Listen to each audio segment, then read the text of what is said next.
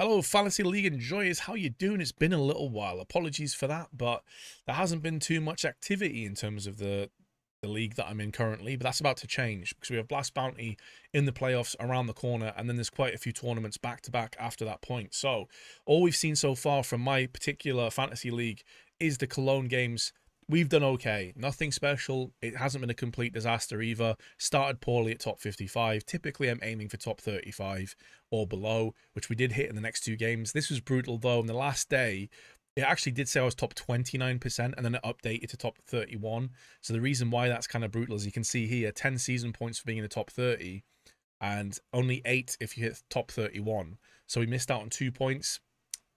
It's the way it goes. That's the way that this game runs. What you can see is, though, it would have put me into joint 7th. Instead, I'm in joint 9th. So we're pretty far down the leaderboard. It's not been a good start. When you have Nero popping off with two top 10 results, Hawker, Lucy, Maui, and Nart all at the top. And by the way, these are consistent people that are at the top level. Like Lucy's always up there, Maui's always up there. These guys are really good fantasy league players. So I'm already dropping behind quite a bit. Yes, there's only 5 points between me and 4th position, but at this stage in the season, that's actually quite a lot. That's a considerable amount of points, but we can turn it back. So we'll try our best to bounce back here with authority. Now, Blast Bounty, I love the format of this tournament. I think it's really cool. The fact that teams get to pick who they want to play against, and there's all this bounty on the heads of the teams that are, higher rated and expected to win. The downside is, though, that they did these picks last night, less than 24 hours before the event started, which is why this video is super late.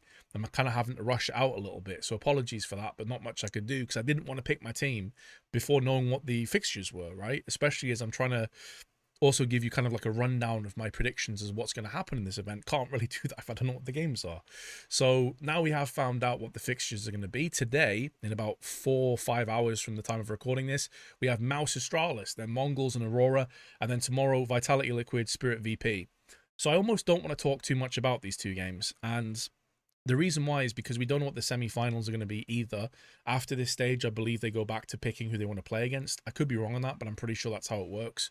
And so just because these two teams are like in the later games doesn't mean they're on the same bracket of the quarterfinals and they'll face each other in the semi-finals. It's possible it works out that way anyway, but we'll have to see what happens on that one.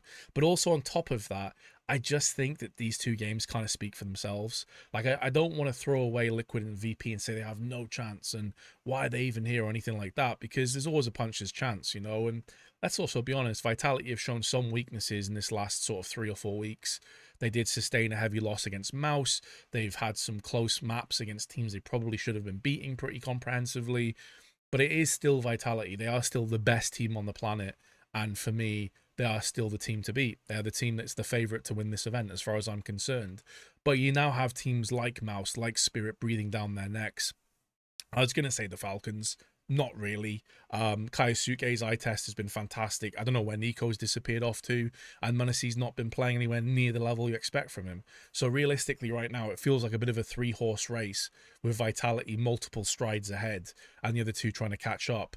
Now, I just don't see how Liquid do it. Shui coming in as IGL, it was exciting. I still think he can turn the corner. But when you have players like Naf still not performing, when Nertz and his stats are starting to drop off as well, when you have the inconsistencies of Ultimate on the AWP and Twist's not quite, relinquishing the super sick rifle work that we saw before from him, it is a team that just looks like they're out of their depth against Vitality. And I don't want to put too much of my time on this game because I think it's a very straightforward Vitality win. Maybe Liquid can pick up a map, but I don't even think that's realistic. I think it's probably a 2-0, and it's probably a very straightforward 2-0. And then a lot of what I've just said, you could maybe echo in the Spirit VP game. Perfectos came in for VP. I think they've looked a little bit better, but they're still not a top 10 contender, in my opinion. I don't even think they're necessarily a top 15 contender. I'm pretty sure they're ranked 16th in the world right now by HLTV rankings, and I don't know if that's going to change anytime soon, because I still am not fully bought into Electronic as an IGL. I still don't think he's getting the best out of Flit and Fame in particular.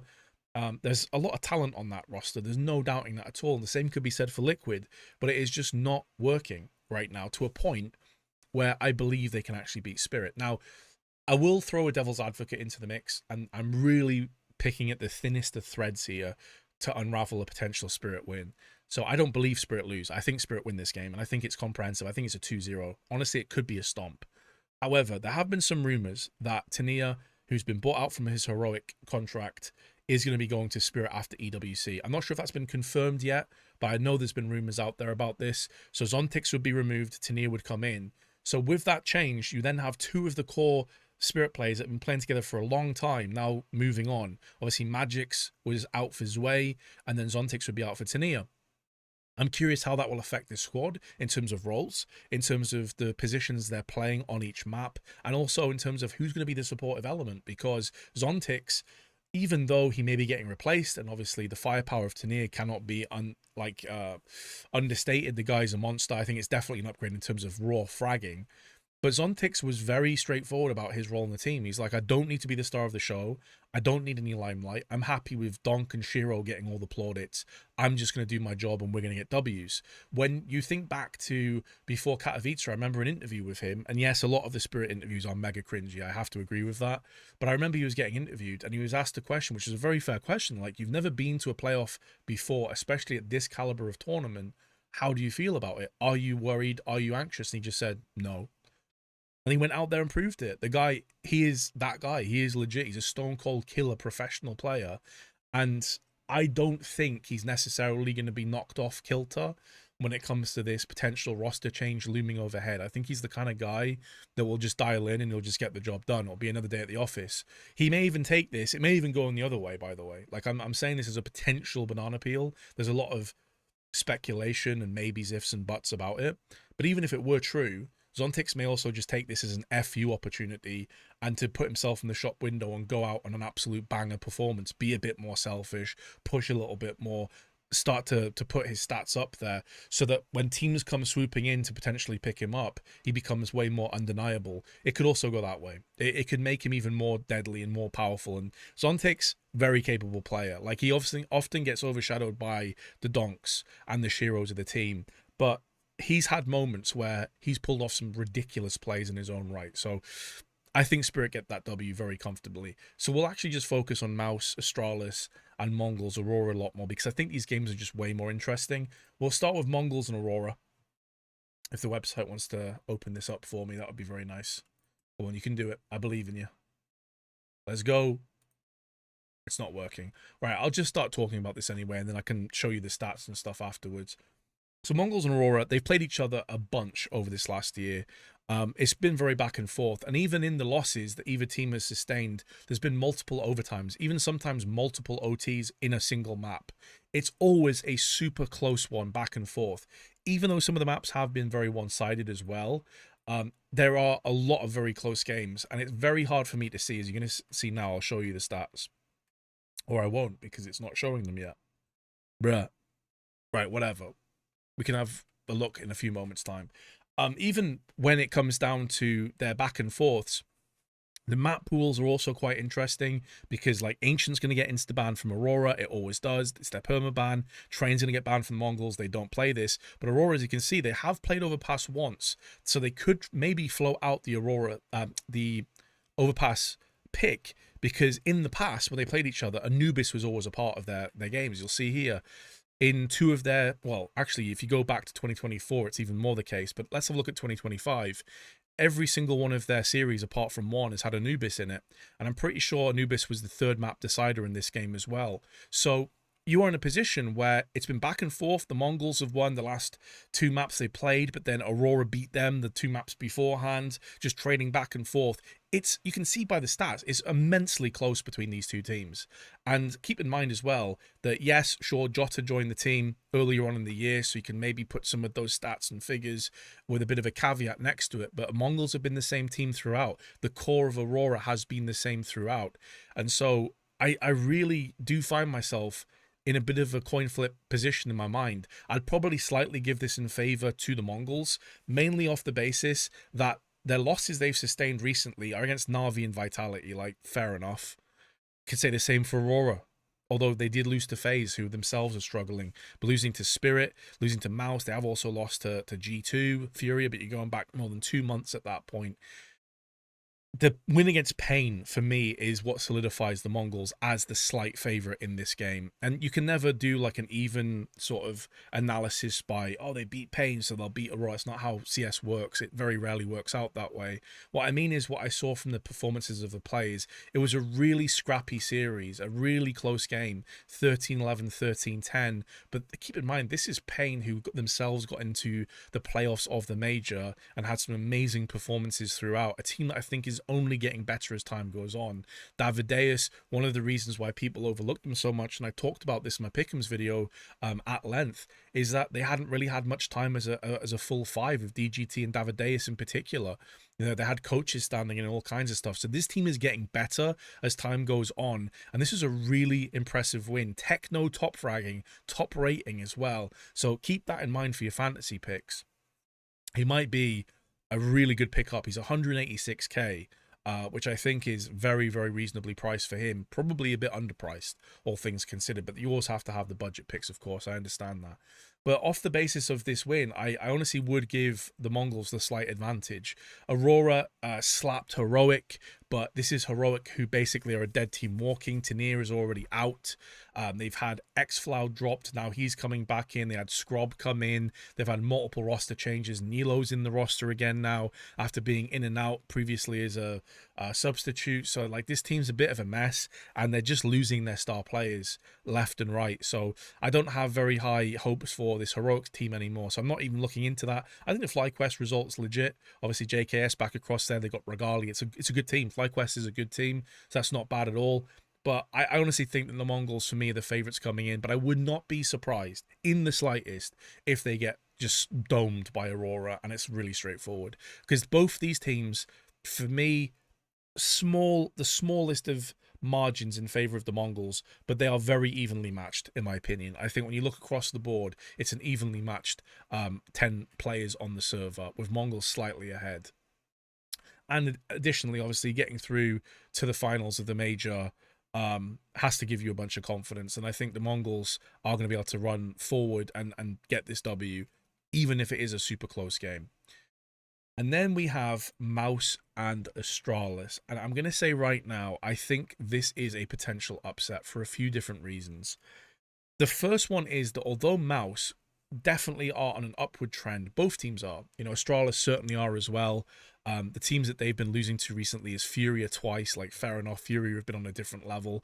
The Yakindar move, Molodoi, you know, Fallen going into rifle duties has been fantastic for this Furia team. They've been resurrected. I was going to say reinvigorated. No, it's been a resurrection, like straight up. For Serato and Yuri, especially with Fallen, like these guys have been on the constant sort of like doldrums for the longest time, languishing away, not achieving really anything. Two super, super talented players, and finally maybe they're going to get a chance to show the world what they can do. I'd maybe even argue they're some of the weaker parts of that team now, with Molodoi and Yakindar in particular, like really stepping up massively. But that's a different discussion for a different day. Astralis beat Na'Vi, a really legit win, and they absolutely annihilated Rare Atom, like 13-1, 13-6. Now, of course, it's Rare Atom. They're not Mouse. They're not a top 10 team. They're not even close. But still, you can only beat what's ahead of you, and they did it in style. They absolutely destroyed them. It was such a one-sided game. Like, the scoreline probably flatters Rare Atom a little bit on the second map. 31 on the first map, absolutely deserved. And then they beat Na'Vi. Very impressive performance as well.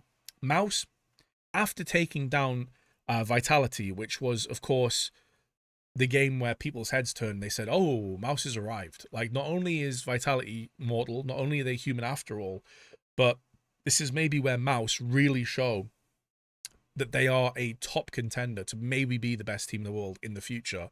Borderlands IGLing's been so on point. You got Spinks really popping off. Torji, really solid AWPer. Exertion, really damn good. The one player you look at that's been a bit disappointing is Jimmy, who, of course, if you go back like a year ago, was probably Mouse's best player. He was definitely up there as one of their players you look at and think, Christ, like this guy, he's unbelievable. He's this crazy talent. He's now languishing away like towards the bottom of the scoreboard, sometimes below Brolan. So it's maybe a bit of a confusion how that's happened. Maybe the roles are changing. Maybe the style of Brolan's leading with Shui going out has been the main thing. It's hard to say what it is, but you can't deny with his stats. Like, he has been struggling and he has been suffering. Um, but it's more the case of how they lost his Spirit that really surprised me. Like, Spirit has been like their nemesis. They've lost his Spirit multiple times. The 3-0 though was an absolute clapping. Like, they got destroyed. Then they play against OG and they lose a map. 13-9 on Nuke. Now, that's important. I'll get back into that in a moment, and it's another reason why I think an upset is possible here. They lose to OG on Nuke. OG, by the way, pretty much just announced that Arisdose, let me have a look here. This is it here. They just announced Arisdose signing. So he's super new to the team, and you still get beaten by them on Nuke, where Arisdose is not having a great game. So, new player in, you lose to Nuke against OG, who you shouldn't be losing to. Like, let's be honest, you shouldn't be losing to them. Then against Bait, they start really strong, 13-5, solid, close game on Train, nearly end up losing Train, and that's another map where Astralis, they're not going to be that interested. They're not going to be picking Train more than likely. I don't see it being played in this series.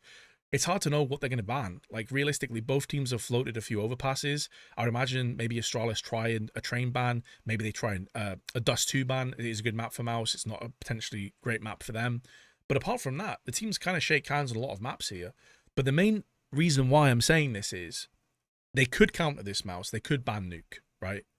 Nuke is Astralis' best map statistically. It's a map they've had a lot of good wins against good teams on.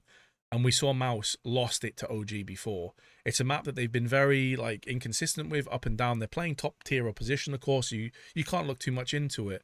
But I'm curious if the Nuke ban comes in.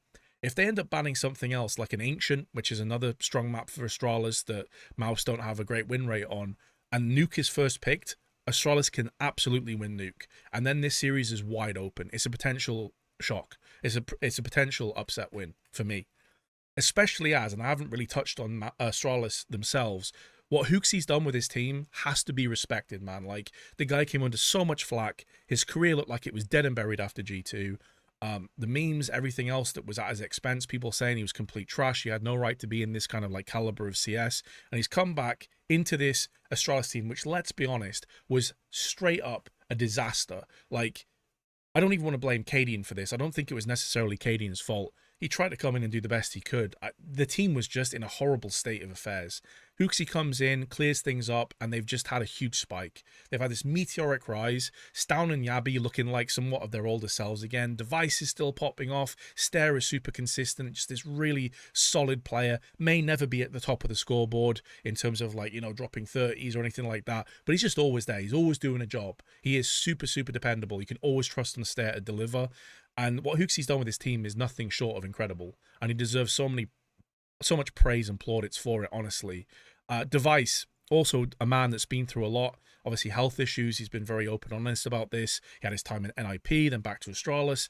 And he's still performing. He is still capable of going toe-to-toe with any AWPer, any player on the planet when he's in good form. And Hooksie is doing a really good job, similar to what Glaive did back in the Astralis days, the classic days. And keep in mind, Device is a GOAT of CS for those times alone. But Hooksie seems to be activating Device a lot more, allowing him to have impact on the server a lot more, and playing around Device a lot more. And that's where Device is going to shine. So this team for Astralis right now, for me, I think they're in the perfect place at the perfect time to maybe score an upset win against Mouse.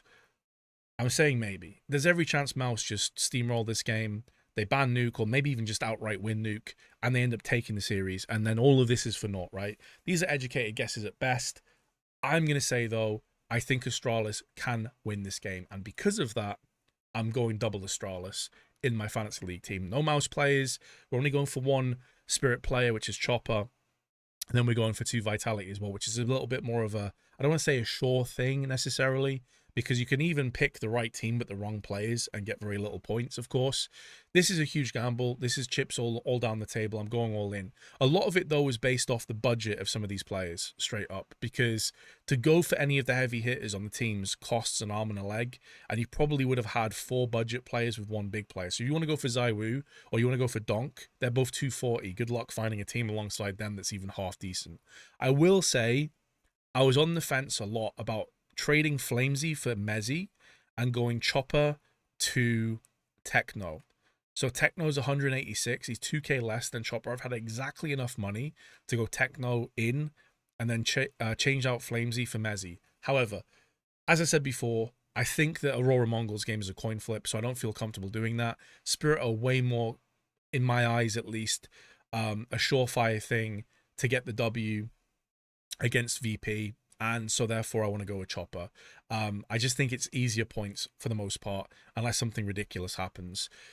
I would have ideally liked to have gone for Mezzy, but he was just at my price point. As you can see, the players are super expensive, 220, 215, 211, 240. I mean, even Apex is 200, but he's an IGL that does actually individually perform as well, so it's understandable why that's the case. You go down to Mouse. Some of these players are quite reasonably priced, like Jimmy, but again, his stats haven't been fantastic as of late. Brolan 192, not too bad. And even the top flight players on this squad, 217, 215, and 213 are fair. But as I said, I think Astralis have a chance of winning this game. If the fixtures were different, I probably would go for Mouse, to be clear. I still think they are the favourites, to be very clear about this. I'm just saying I think there is a chance that Astralis win that game.